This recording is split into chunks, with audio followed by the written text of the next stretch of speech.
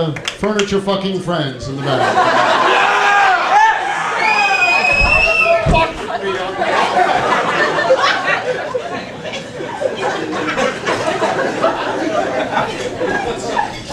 Hold on, I gotta reboot.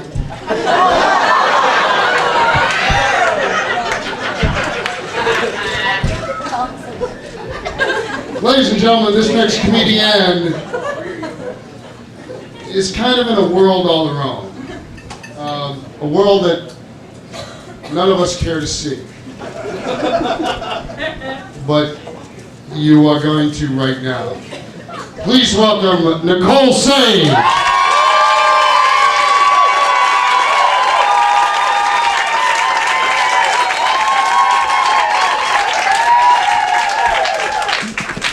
Hi. I'm a little nervous. Ever since I was a little girl, I've always wanted to make people laugh. And so here it goes. I've been watching comics all my life, and I don't know if you've ever noticed, but what is it with this? When they're all on the stand, and they're like, hey, I just flew in from Chicago, boy, are my arms tired. You know, it's like, what is this? The prerequisite of being a good comic? I mean, what, is it the comic IV? It's like, is this where the comedy comes from? Like, you know? It's like, I'll be funny in a minute. It's a slow drip. I'm not gonna be like that. I've learned a couple of things about relationships. I've learned that if you can take care of plants and keep the plants and keep them alive, then you're ready for a pet. If you can keep the pet alive and the pet's happy, and you don't kill that, then you're ready for a relationship.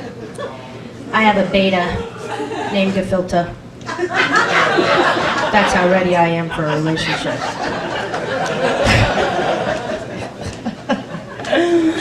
So, my parents got divorced when I was very little. It's very interesting growing up in the 70s, only child. And my dad, he used to call me Muffin, and he bought a yacht and he named it Muffin, and it sank. It's true. I remember once when I was little, my mom, she was getting ready for her big date, and she had her hair in curlers, and I demanded that I go to the pool before the babysitter came. And she says, okay, Nicole, but you can't splash. You'll ruin mommy's hair, and it's set for her big date. I said, okay. So we go to the pool, and these men come in, and they're splashing.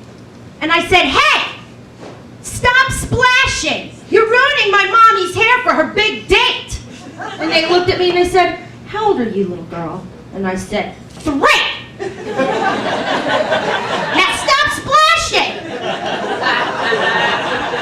It's true. My mom was on this, and still is, for those of you who know my mom, is on a religious journey, a very religious journey, and she would take me to all sorts of religious venues, ashrams and churches and things like this. And she was driving me into the city to see my grandparents who are Jewish. And she says to me, now Nicole, you know I never told you Jesus Christ was God. And I looked at her and I said, I know that, Jimmy Carter is.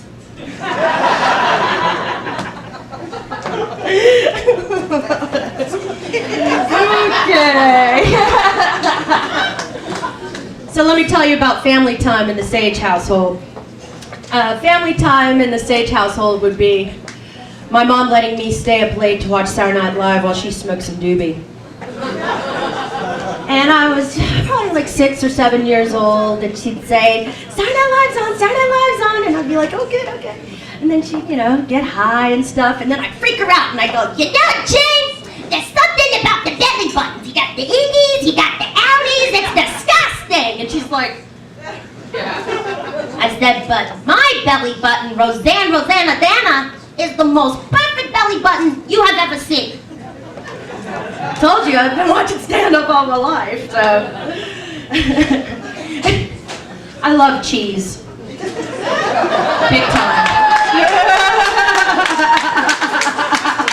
I mean, you name it. Brie, triple cream, Halvardi. And I know some of my friends are out there and they know I love the Kraft American singles. I really do. What do you call cheese that doesn't belong to you? Nacho cheese! I love that! Come on, that's funny. I gotta take a drink here.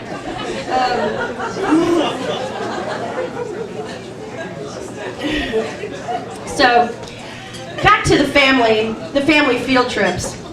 Back in 1978, my mom took me on one of our family field trips. It was to see the Grateful Dead at the Colorado Red Rocks. Woo! Now, the ADHD kid that I am, it was very easy for me to just take off and blend in.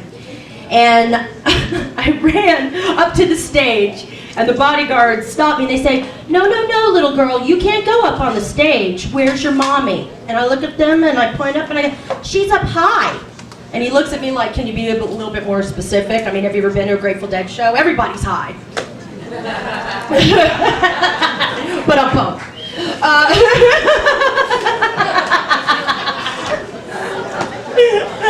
But I swear I couldn't find her, and I'm like looking around, trying to decipher who could help me find my mommy. It's like, excuse me, can you help me find my mommy? This guy's like, I'm like looking for my mommy too, I don't know.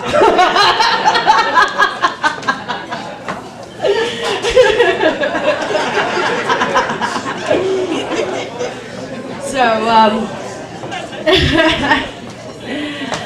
I've got these two girlfriends, Laquita and LaQuisha.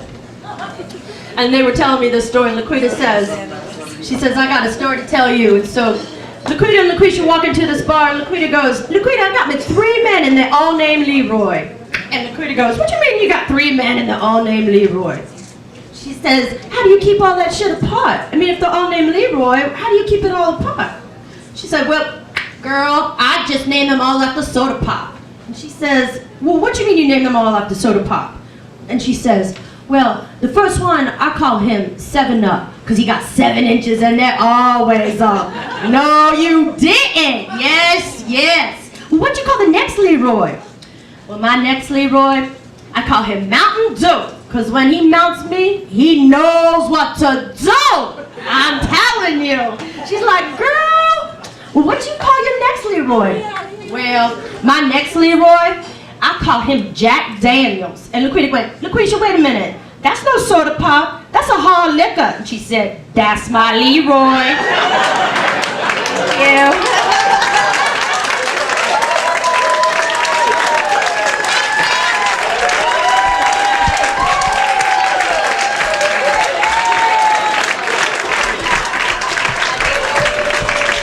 Nicole, say!